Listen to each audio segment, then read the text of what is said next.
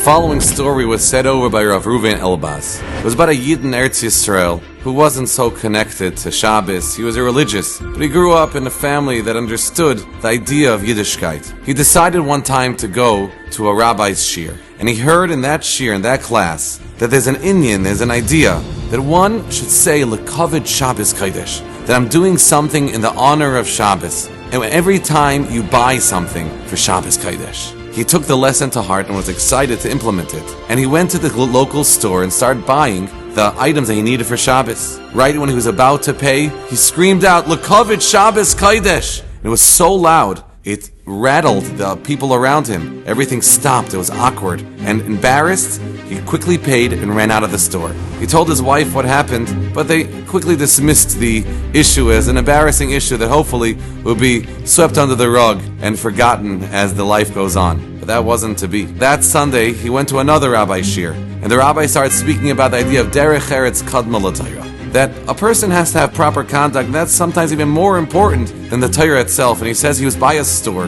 this past Erev Shabbos, and he heard someone screaming out, L'kavod Shabbos Kodesh, and it was so inappropriate, so strange. You have to be normal, you have to be regular. And as this Yid heard what the rabbi was saying, he was so embarrassed yet again and ran back to his wife, saying, I was only trying to do the right thing, and what's going on? I'm being so embarrassed wherever I go. His wife, she tried to calm him down. And they said, you know what, let's take a walk. They went, started to take a walk, and they passed by a fish store. The tantalizing smells attracted them. They said, you know what, let's go in for a nice fish lunch. They went inside, and all he had was 20 shekel. He told the man, I only have 20 shekel, give me whatever you could for that price. He came out with this huge tray of the finest fish. And again, he felt he's going to be embarrassed. I told you, all I have is 20 shekel. So he said, I have an incredible amount of gratitude towards you, and I'll tell you after you enjoy your lunch. They started to enjoy this incredible feast that they were now presented with. And the owner of the fish store sat down next to them, and he says, I want to tell you something. Last Erev Shabbos, I was in a store,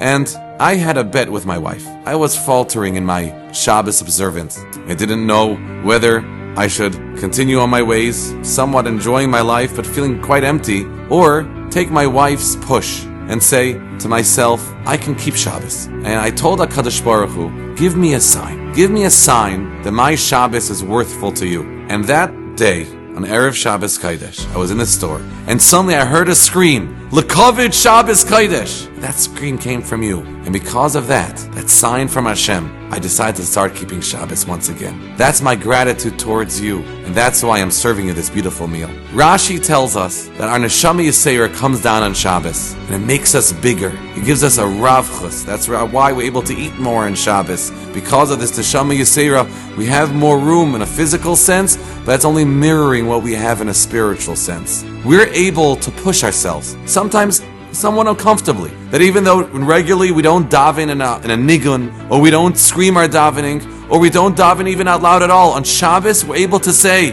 L'kavod Shabbos Kodesh. I'm going to daven loud. I'm going to daven with a brand. I'm going to daven with a ni'imus, with a song. Our Neshama Yisera is in us, and who knows who we're going to affect, maybe even ourselves. Good Shabbos. Noam HaShabbos, Noam HaShabbos, ay ay ay, go ever so.